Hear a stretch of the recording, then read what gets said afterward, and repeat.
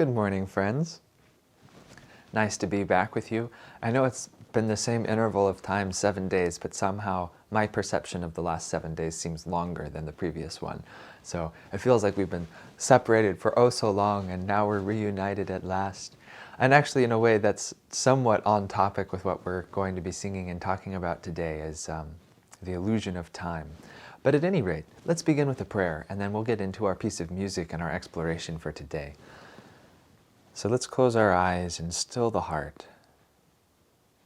And let's try and pray with all sincerity, cutting all illusions of time and space, feeling that God is right here with you right now, listening to you.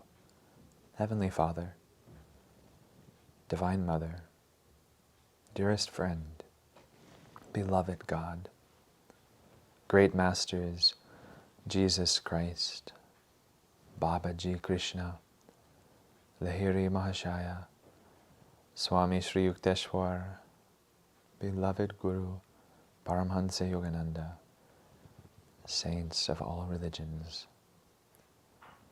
our friend Swami Kriyananda, we invoke your blessings this morning. Be with us today.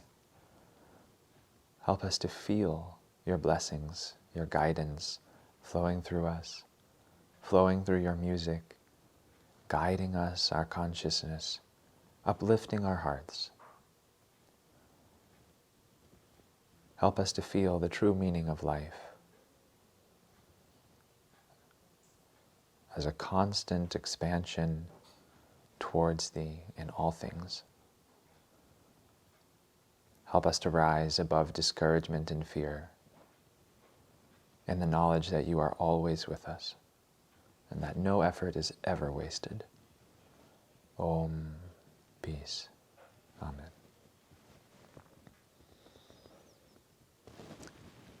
So the song for today is a personal favorite of mine. And I've heard many people say that this is the song they want played at their funeral. And perhaps it will be played at mine. But this is The Hill That Was Tara. And I'll just briefly introduce this song. The lyrics are very simple to follow, actually. The song is narrated from the perspective of, let's call him the bard. And there are many of Swami's songs in sort of the Irish theme where this takes place, where the song is narrated by a person, or at least we could say a specific point of view of consciousness. And in this case, I really like to think of it as being a person, that this is someone telling you his story of his experience of what happened when he went to the hill that was Tara. And if you don't know, Tara, the hill, was the place in Ireland where the High Kings of Ireland had their halls, meaning that's where they reigned from. That was their not really castle, because it wasn't quite a castle, but you know what I mean. It was their capital. It was their home. And so it's a place of old, ancient strength and nobility, and a place of, deep vibration because of that, because of all the energy and willpower that went into creating that nation at that time. And I did just a tiny bit of research, and I think the kings of Ireland ruled from Tara's Hill for about 800 years. So, we could sort of colloquially, or, one could sort of think like in England or in Wales, you might hear about going to King Arthur's table. And in Ireland, you might hear about going to the hill that was Tara. They're sort of similar in that vein, There's a lot of myth surrounding them, but there's also historical reality. So at any rate, that's a little bit about the hill that was Tara. But then in this song, as we'll hear, the narrator goes to visit. And he goes in our modern day. He's not back in time meeting these people as they were in their prime, but he's visiting now. And what's actually really interesting, I've looked up some pictures of this place in Ireland. I have yet to be. And the pictures are incredibly underwhelming. I expect this grand, noble hill with these vast ruins and high walls, and that's not at all what it is. It just sort of looks like this lump.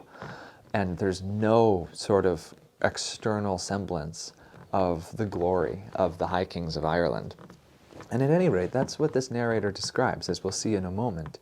And there are 6 verses And I'll sing it a little slower than I might normally, and let's really try and listen to the story that he tells, because there's really a great arc throughout this piece of music. And once I sing it, we'll go more deeply into it, and we'll examine the story that he goes through, and how that relates to each of us, and how it's really a story that can be alive every moment of every day of our lives. But let's actually keep in the forefront of our awareness that this is a song, this is like watching a movie. It has a beginning, it has a middle, and it has an end, and the character goes through a revelation, and he understands something at the end that he hadn't before. So let's try and step into this experience with him. Imagine, if you will, that you are sitting on the hill that was Tara with this man as he was experiencing and singing about this reality.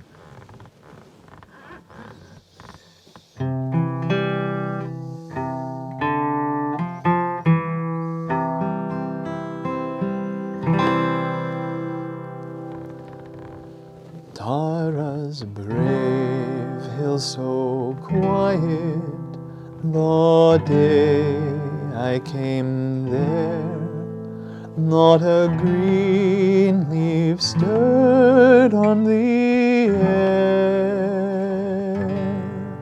not a bird did proclaim ancient grandeur and fame. Only ruins, faint memories declare.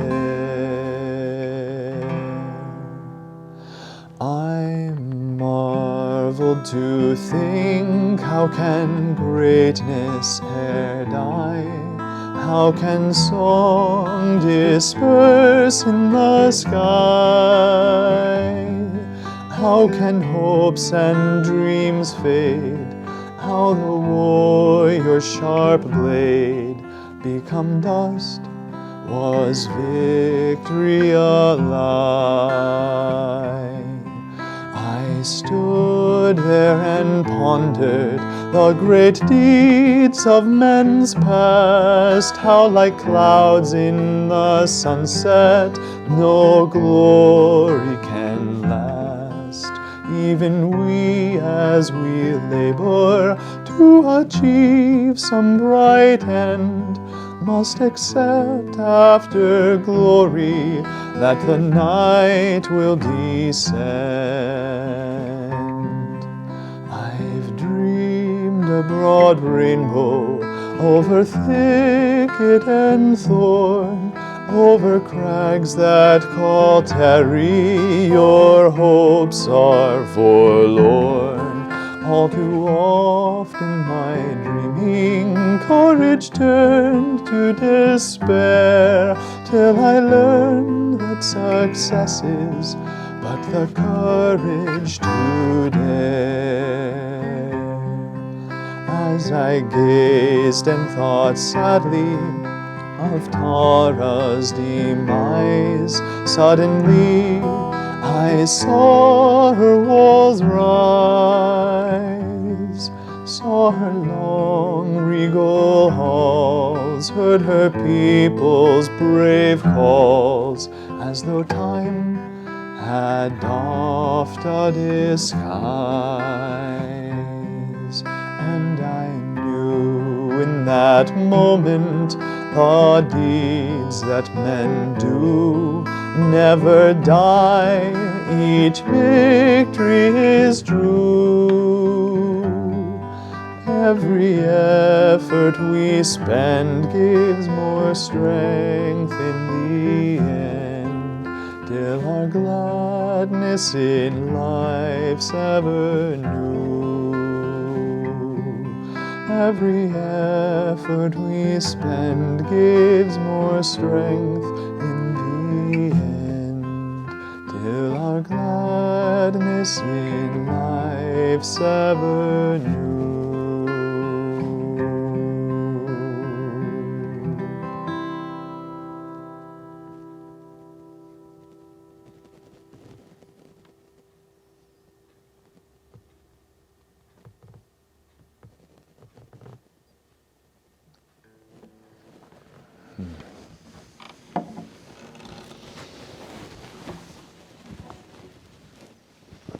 great story, isn't it?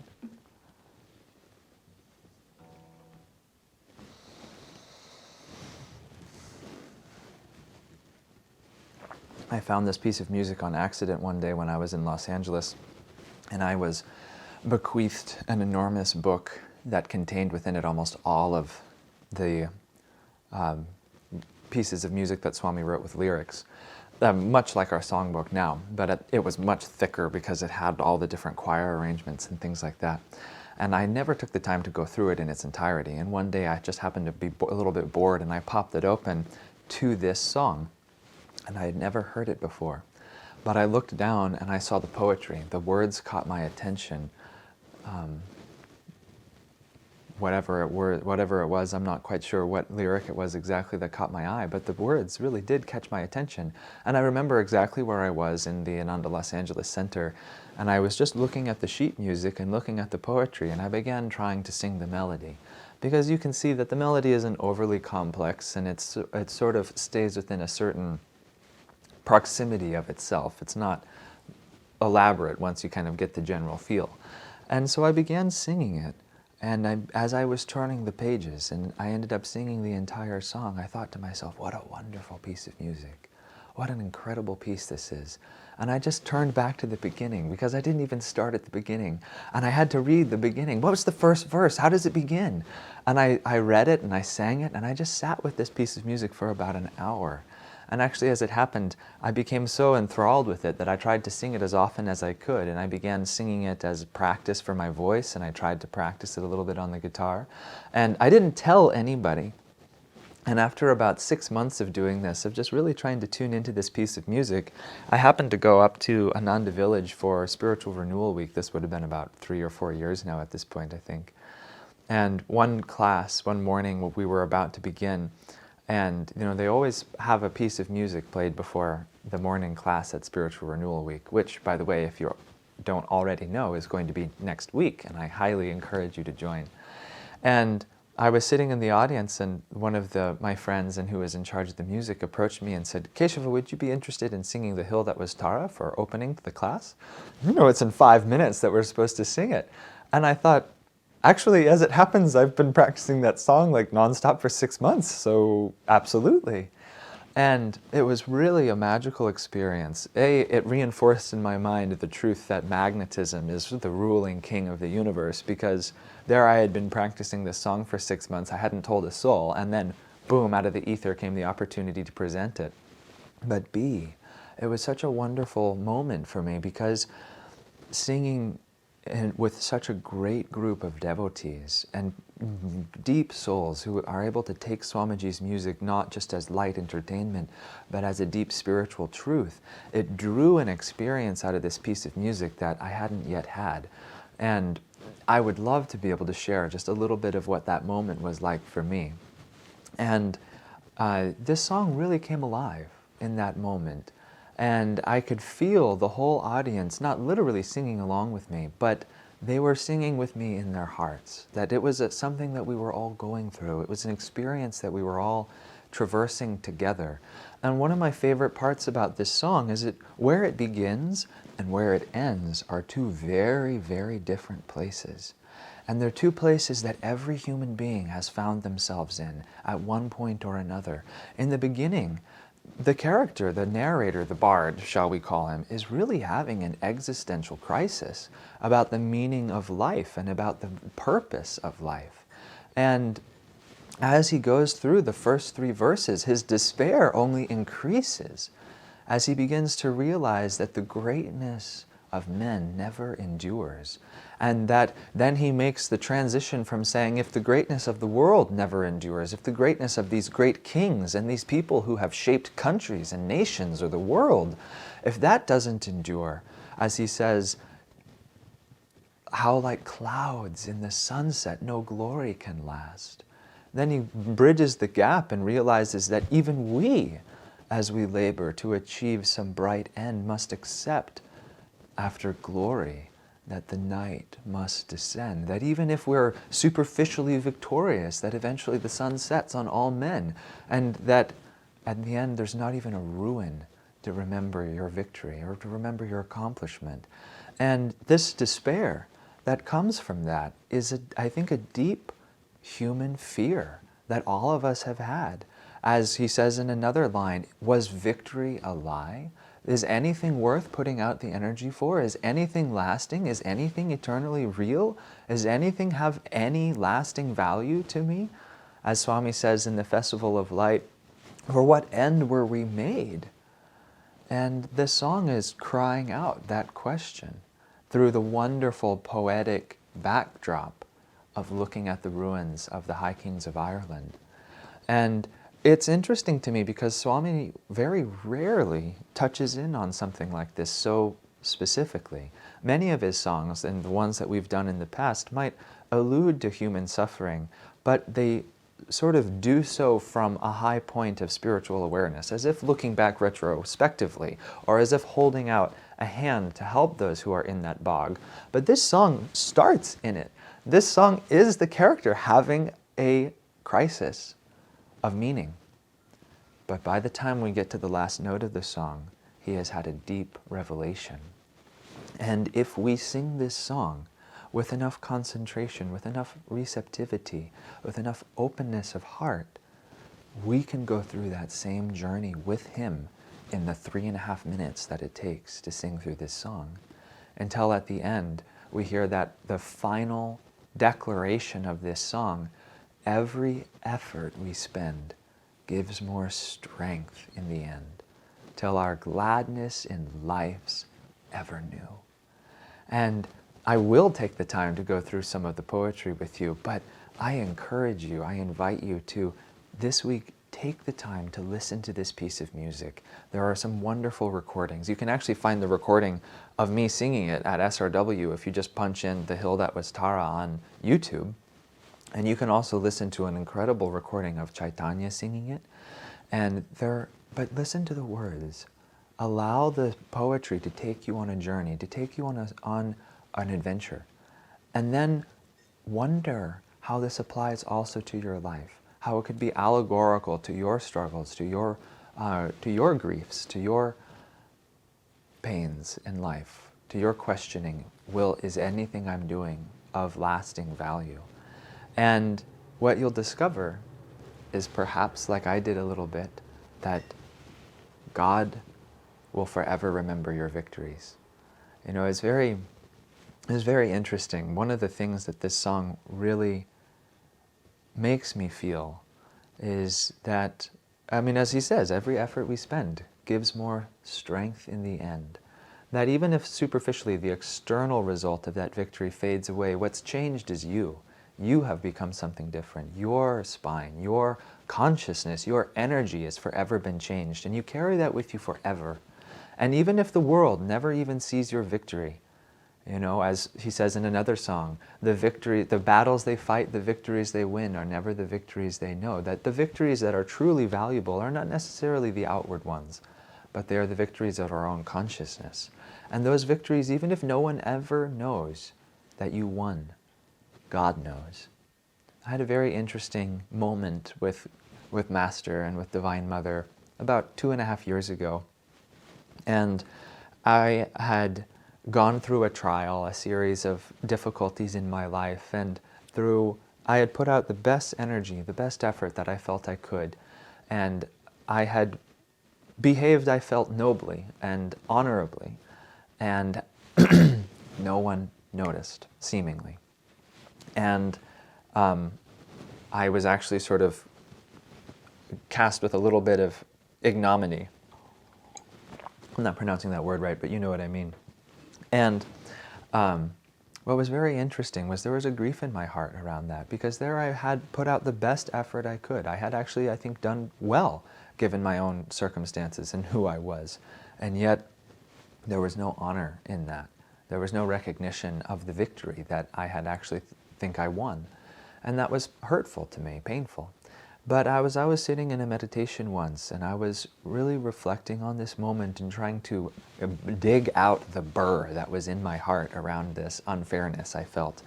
What actually finally came to me was this very distinct feeling that Master came, and you know, this wasn't like he came in vision or anything like that, but it was just an impression. I could feel his presence come to me, And the impression I got was that Master was saying to me, I know every effort you've put out. And I have, because I have walked with you. And I have witnessed you fight, struggle, persevere, and overcome each of these victories. And even if no one in the world ever sees these victories you've won, I know. Meaning God knows. And that was so incredibly cathartic in the moment. Because in a way, that's all that matters. I know that I won a victory. God knows that I won a victory.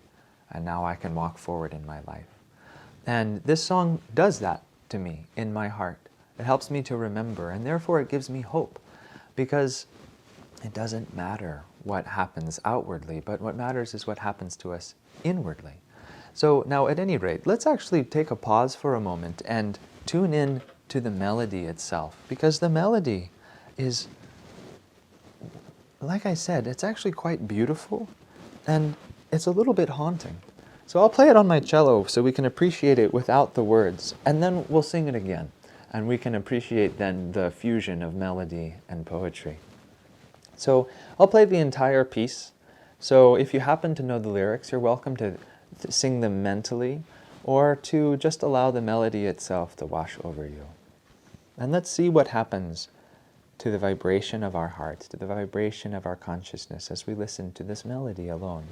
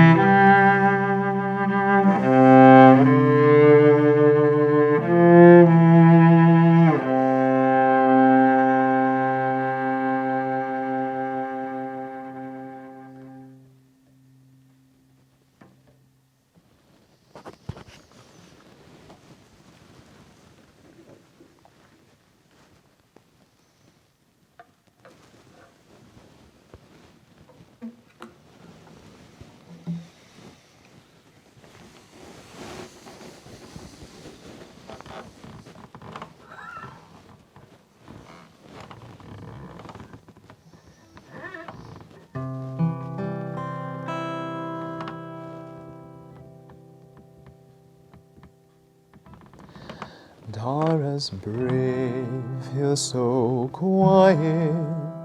The day I came there, not a green leaf stirred on the air, not a bird did proclaim ancient grandeur and fame, only ruins, faint memories declare. I marvel to think, how can greatness e'er die? How can song disperse in the sky? How can hopes and dreams fade? How the warrior's sharp blade become dust? Was victory a lie? I stood there and pondered the great deeds of men's past, how like clouds in the sunset no glory can last.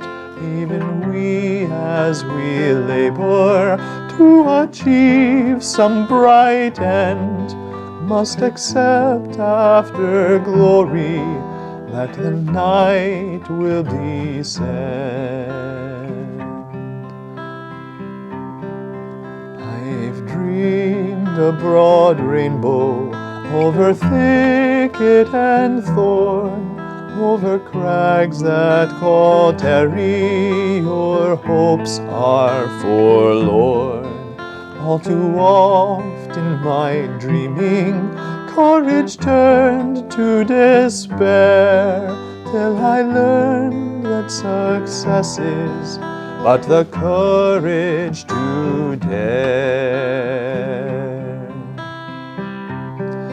As I gazed and thought sadly of Tara's demise, suddenly I saw her walls rise,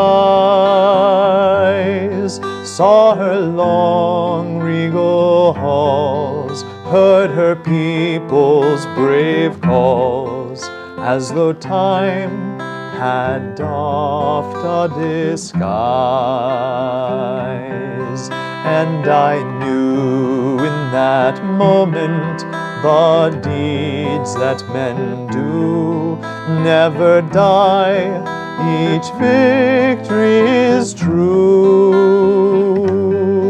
Every effort we spend gives more strength in the end, till our gladness in life's ever new. Every effort we spend gives more strength in the end, till our gladness in life's ever new.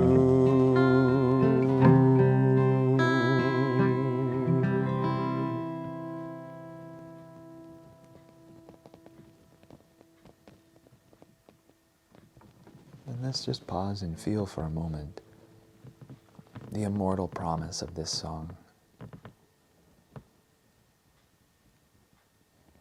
Its message of hope, untouched by any outward defeat or change in our lives.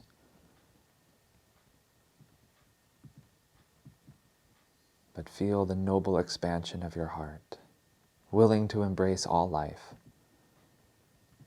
willing to embrace even the obstacles in your life. For every effort we spend gives more strength in the end, till our gladness in life's ever new. Let's live in the vibration of this song and its melody and in its incredible poetry this week. I invite you to take it deeply into your hearts and see what transformation awaits you there.